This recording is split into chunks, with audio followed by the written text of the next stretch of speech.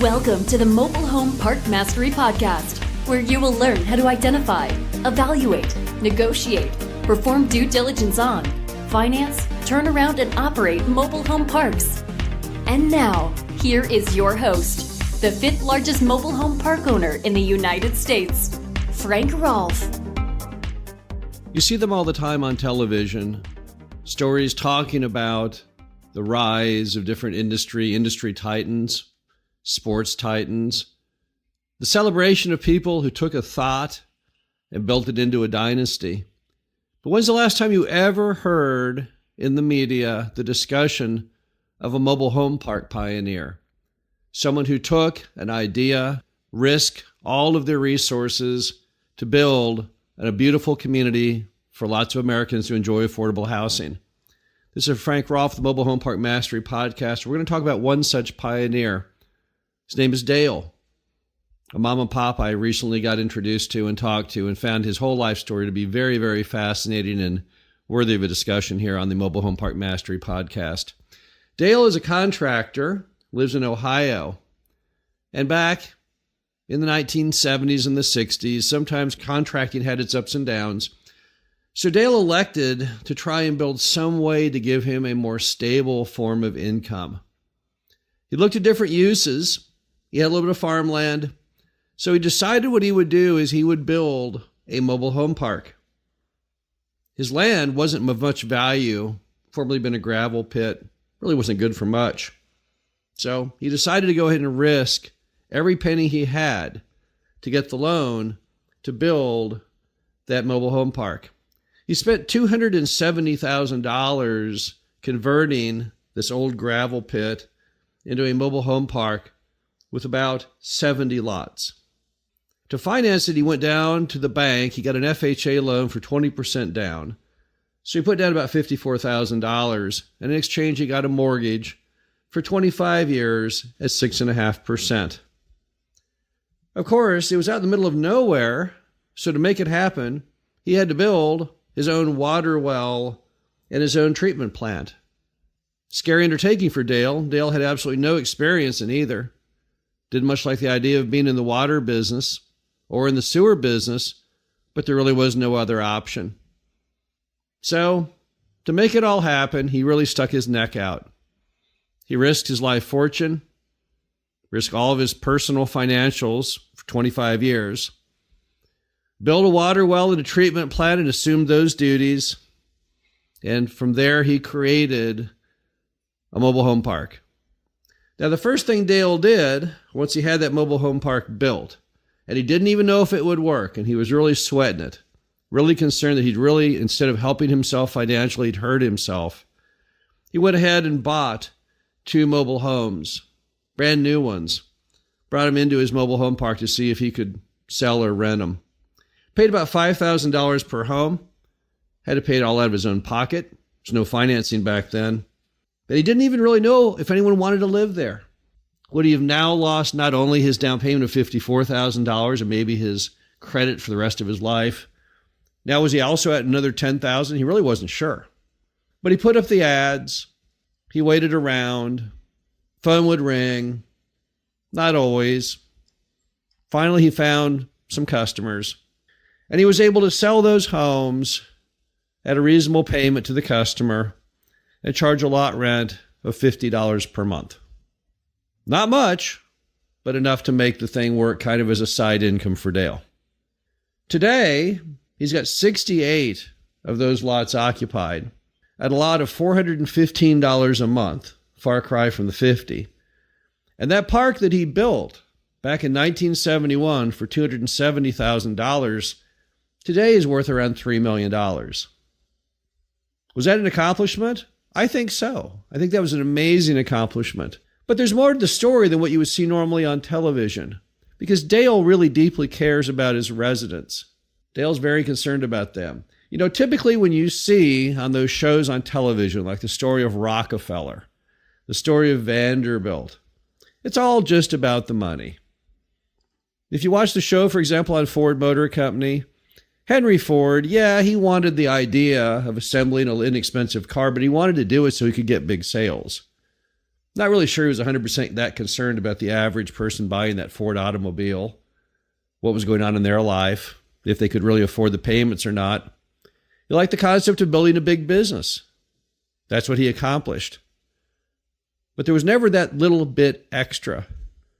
But in Dale's story, there is that little bit extra. See, Dale, the entire time he's owned this mobile home park, he's gone out of his way to make sure that everyone has a really good living experience there. For example, when private utilities, which he always found to be a little scary, had the potential to become public because they ran city water and city sewer nearby the property, he immediately jumped at the opportunity to upgrade it. Not because it made financial sense to Dale.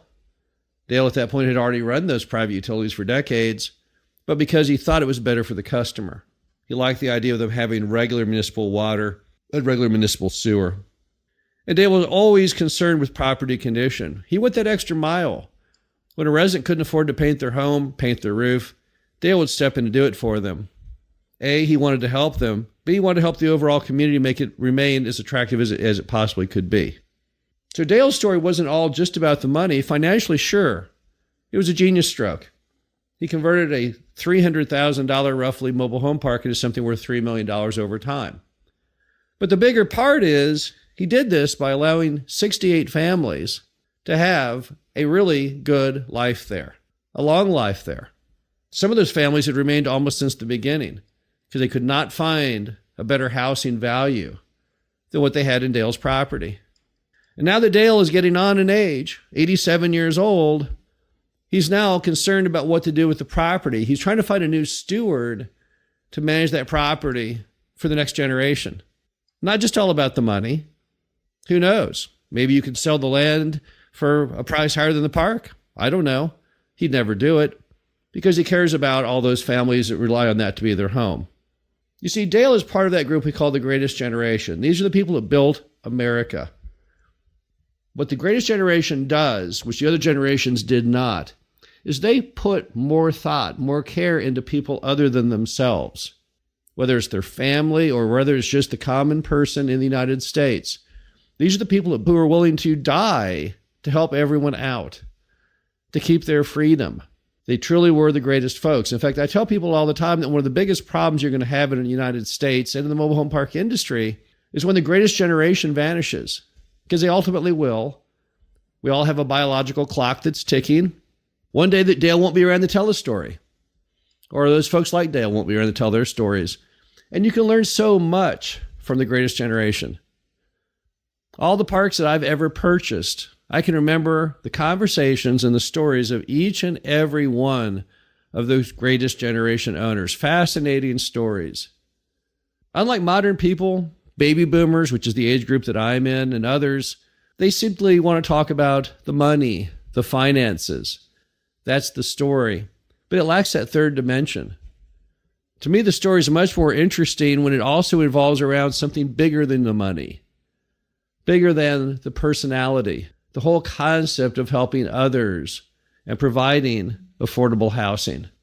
So it kind of makes me mad when I see and hear all these stories of various people, always in magazines and television and newspapers, all kinds of accolades of things they've done to revitalize downtown areas or build a new entertainment complex or provide single-family homes. I've never seen a single story, not one, regarding anyone, any pioneer, any founder who ever built a mobile home park. One time I was driving through a mobile home park and I saw a little tiny bronze plate that a mom and pop had built into the fence as you went in the mobile home park, just for their own knowledge, nobody else's. It had about 20 words on it, and it told the story of the fact that they had built the mobile home park from nothing back in a certain era. I think they did that because they realized no one would ever care or remember their names or what they accomplished. But the sad part is they helped so many people. There's 44,000 mobile home parks in the United States, and they all started out, each and every one of them started out with a story like Dale's.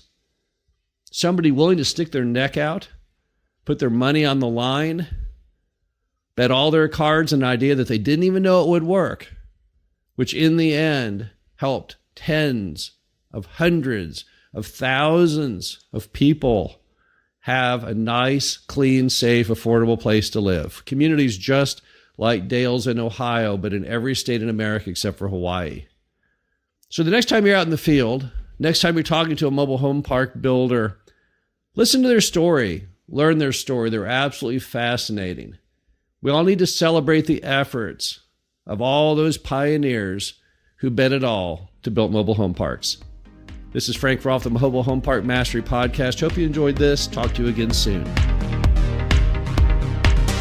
Thank you for listening to the Mobile Home Park Mastery Podcast. Be sure to visit us at mhpmastery.com to subscribe to the show, read our show transcriptions, and access all of our great information on mobile home park investing.